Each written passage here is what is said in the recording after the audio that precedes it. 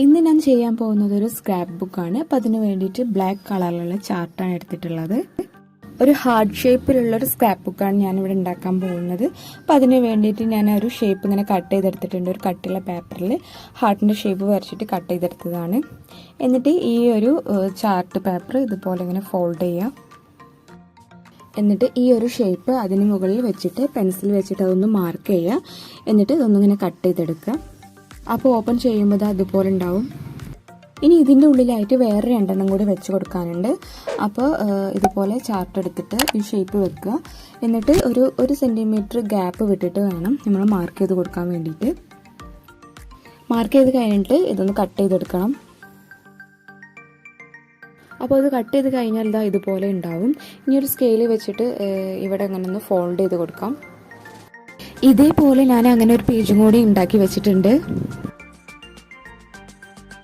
ഇനി അത് രണ്ടും ഇതിൻ്റെ ഉള്ളിലായിട്ട് ഒട്ടിച്ചു കൊടുക്കണം.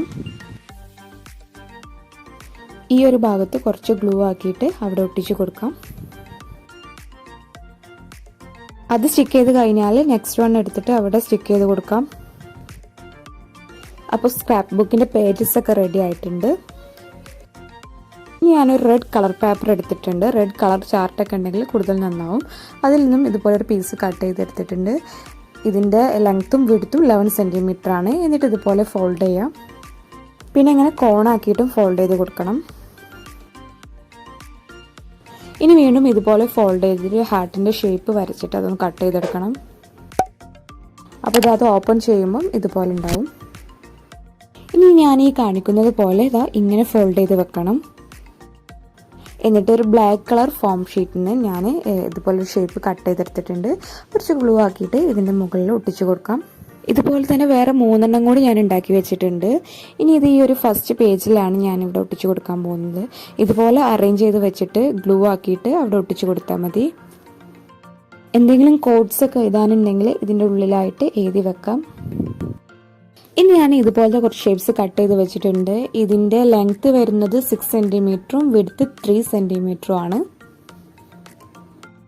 ഇതെല്ലാം ഗ്ലൂ ആക്കിയിട്ട് ഇവിടെ സ്റ്റിക്ക് ചെയ്ത് കൊടുക്കാം.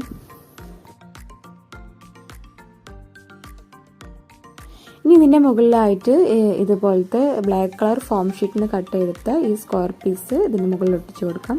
അതുപോലെ ഈ സൈഡിലൊക്കെ കുറച്ച് ഹാർട്ട് ഷേപ്പൊക്കെ ഞാൻ വെച്ച് കൊടുക്കുന്നുണ്ട്. അപ്പോൾ ഇതെല്ലാം ഇങ്ങനെ ഓപ്പൺ ചെയ്യാം. എന്തെങ്കിലുമൊക്കെ എഴുതാനുണ്ടെങ്കിൽ അവിടെ എഴുതി കൊടുക്കാം. അപ്പോൾ ഫസ്റ്റ് 2 പേജ് കംപ്ലീറ്റ് ആയിട്ടുണ്ട്. ഇനി നെക്സ്റ്റ് പേജിലോട്ട് പോവാം. ഇവിടെ ഞാൻ ഇതുപോലത്തെ റെഡ് കളറുള്ള ഹാർട്ടിൻ്റെ ഷേപ്പ് കട്ട് ചെയ്തെടുത്തിട്ടുണ്ട്. 2 സൈഡിൽ കുറച്ച് ഗ്ലൂ ആക്കിയിട്ട് അവിടെ ഒട്ടിച്ച് കൊടുക്കുകയാണ്. കംപ്ലീറ്റ് ആയിട്ട് ഗ്ലൂ ആക്കണ്ട.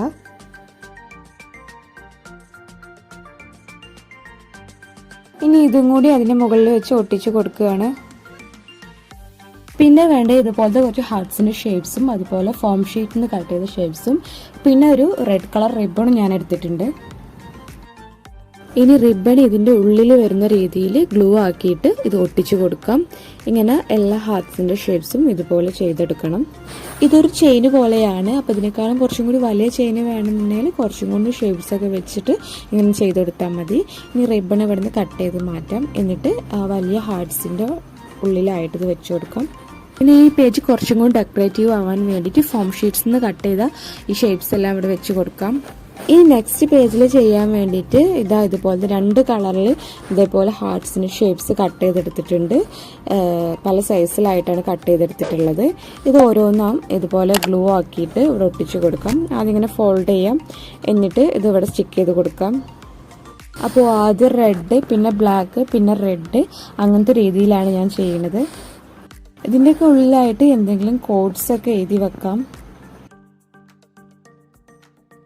ഇനി ഫോം ഷീറ്റിന് കട്ട് ചെയ്തെടുത്ത ഇതെല്ലാം ഇവിടെ വെച്ച് ഒട്ടിച്ചു കൊടുക്കുകയാണ്.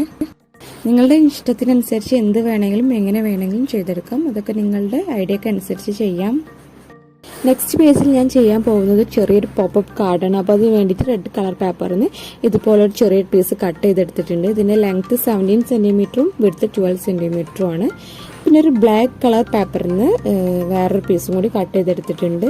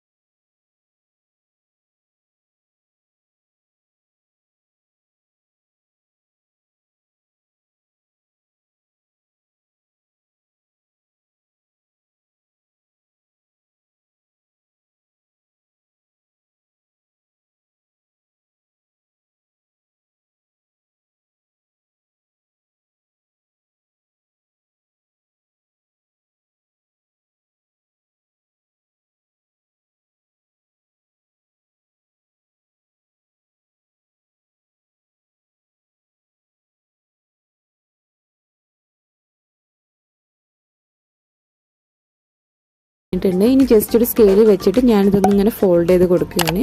എന്നിട്ട് കുറച്ച് ഗ്ലൂ ആക്കിയിട്ട് ഇത് ഇതാ